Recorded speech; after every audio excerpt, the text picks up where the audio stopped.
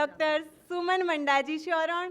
ये LS Karma foundation चलाती हैं और समाज सेविका है। एक बार जोरदार तालियों के साथ इनका स्वागत करें, डॉक्टर सुमन मंडाजी। सम्मानित मंच, यहाँ पधारे हुए अतिथिगण, माताएं, बहनें, आप सभी को मेरा नमस्कार और मैं आप सभी का हार्दिक स्वागत और अभिनंदन करती हूँ। आज ये प्रोग्राम है महिला शक्ति संगम। इसमें सभी महिलाएं अपने अपने फील्ड में बहुत अच्छा कार्य कर रही हैं और हरिराम जी किवाड़ा ने जाट समाज की एक एक महिला को, मतलब उनकी भावनाओं को, उनके कार्य क्षेत्रों को और उनकी विशेषताओं को ध्यान में रखते हुए चुन चुन के यहाँ जो समाज के कोहिनूर हैं, हीरे हैं, मोती हैं, उन सबको इनवाइट किया है। हो सकता है सब नहीं हो, कुछ छूट गई हों, लेकिन इस तरह के प्रोग्राम इन्होंने जैसे पिछले साल भी किया, इस साल भी किया और इस तरह के प्रोग्राम करते रहेंगे तो निश्चित तौर पे सब आपस में एक दूसरे से मिलेंगे, जुलेंगे और ये एक जाट समाज के लिए इन्होंने अच्छा प्लेटफॉर्म उपलब्ध करवाया है। आज सभी अपने अपने कार्य क्षेत्रों के बारे में, अपनी उपलब्धियों के बारे में, अभी जैसे मैंने संतोष जी का सुना, तो ये जो नारी शक्ति है इसको सशक्त करने की ज़रूरत नहीं है, ये ऑलरेडी बहुत सशक्त होती है। क्यों सशक्त होती है? क्योंकि नारी में इतनी पावर है कि वो एक नया जन्म देती है, उसको पालती है, उसको पोसती है और उसको बड़ा करके इस काबिल बनाती है कि वो दुनिया में अपनी लड़ाई खुद लड़ सके। जो काम नारी कर सकती है वो काम यहाँ पुरुष वर्ग भी उपस्थित है, तो इस चीज़ को आप बुरा मत मानिए, लेकिन नेचर ने जो हमें जिम्मेदारियाँ दी है नारियों को, वो जिम्मेदारियाँ नारी बहुत अच्छे से निभा सकती है और ज़रूरत पड़ती है तो वो माता और पिता दोनों का कार्य करती है। नारी जो होती है वो एक परिवार का खूंटा होती है।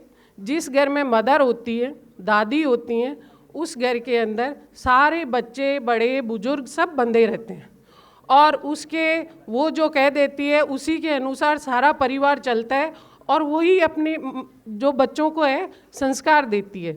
माँ जो होती है वो बच्चे की प्रथम गुरु होती है, तो जो गुरु संस्कार देता है वही आजीवन चलता है और आगे चल के बच्चा उन्हीं के पद चिन्हों पे चलता है। तो मेरी एक तो ये भी रिक्वेस्ट है कि हम सबको अपने बच्चों को बहुत अच्छे से संस्कार देना चाहिए और आगे बढ़ाने के लिए लड़कियों और लड़कों दोनों को समान अवसर प्रदान करने चाहिए। क्योंकि हम अगर लड़की को समान शिक्षा देते हैं तो लड़की दो परिवारों की दूरी होती है, वो अपने माँ बाप का नाम भी रोशन करती है और ससुराल जाके अपने ससुराल का नाम भी रोशन करती है और एक आगे नई पीढ़ी को जो जन्म देती है उसको संस्कारवान बनाती है, शिक्षावान बनाती है। उससे हमारे देश का भविष्य का निर्माण होता है। तो मेरा यही कहना है कि हम सब सशक्त हैं। ये मत सोचो कि हम अनपढ़ हैं, हम क्या कर सकते हैं। इसका एक एग्जाम्पल जैसा कि अभी संतोष जी यहाँ मंच पे आए, तो ये बहुत बड़ा उदाहरण है अपने लिए सीखने के लिए।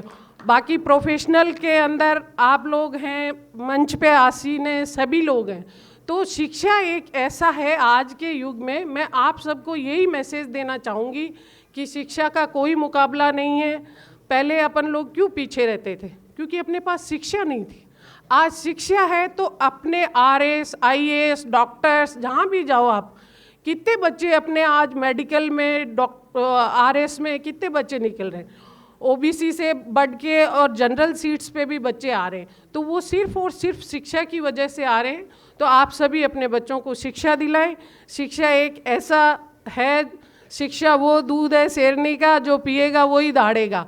और मेरी मदर एक बात और कहती हैं कि बेटा जमाने के अंदर प्रॉपर्टी है, धन है, दौलत है, वो सब बंट जाएगा, लेकिन जो शिक्षा है वो तेरे से उसका हिस्सा कोई नहीं ले पाएगा। तू पढ़ेगी तो वो तेरे ही पास रहेगा।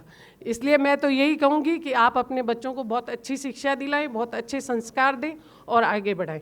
जय हिंद, जय भारत।